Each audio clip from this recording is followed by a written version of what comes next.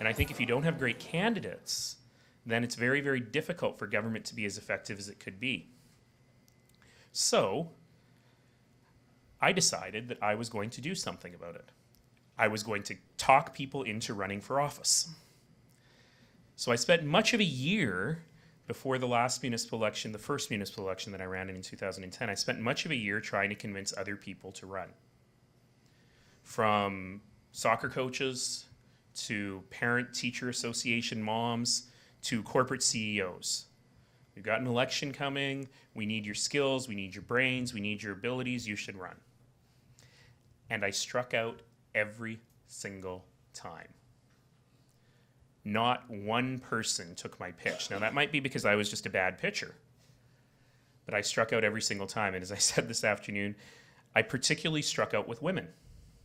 Now, I'm used to striking out with women. This is not a new experience. That Halifax date night video I watched before I came here, I'm telling you, there may be a chance for me here. But this was a very different kind of striking out. Because women in particular were saying to me, there's no room for me in that world. It's antagonistic, it's nasty, the meetings are late at night.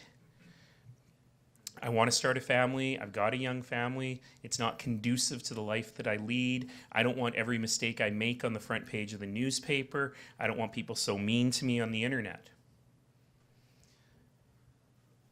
By the way, some years later, I was speaking with a very, very prominent woman in Calgary, and she was going through a career change, and I said to her, have you considered running for public office?